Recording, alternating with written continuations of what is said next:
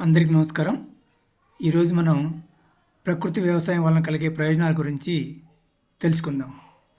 ప్రకృతి వ్యవసాయం ద్వారా అనేక ప్రయోజనాలు ఉన్నాయని చెప్పేసి మనకందరికీ తెలుసు. అందులో కొన్నింటిని మనం ఈరోజు చర్చించుకుందాం. మొదటిది, నేలలో తేమను నిలకడగా ఉంచి దిగుమతి పెంచుతుందని చెప్పచ్చు. 2, పరిమితంగా ఉన్న నీటిని సమర్థవంతంగా వినియోగించుటకు తోడ్పాటు అందించి నీటిని సంరక్షిస్తుందని చెప్పచ్చు. 3, పర్యావరణ పరిరక్షణకు తోడ్పాటు, జీవ వైవిధ్యం పెంపుదలకు సహకారం అందిస్తుంది.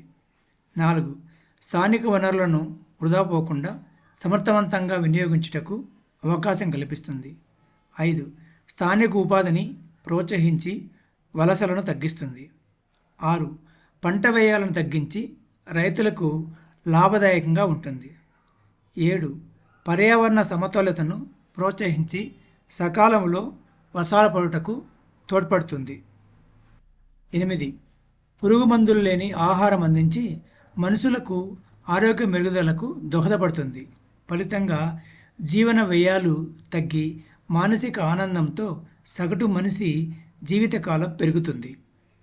9, పురుగు మందులు అవశేషాలు లేని వివిధ ఆహార ఉత్పత్తుల ఎగుమతుల వలన జాతీయ ఆదాయం పెరుగుదలకు తోడ్పాటు అందిస్తుంది. 10, మనుషులు పశుపక్షాదుల మధ్య పరస్పరం ఆధారతత్వం పెరిగి జీవావరణం బలోపేతమవుతుంది. 11, నేలలోని సహజసిద్ధతనాన్ని పునరుద్ధరింపజేస్తుంది. 12, గ్రామీణ ఆర్థిక వ్యవస్థ బలోపేతానికి దోహదపడుతుందని చెప్పచ్చు.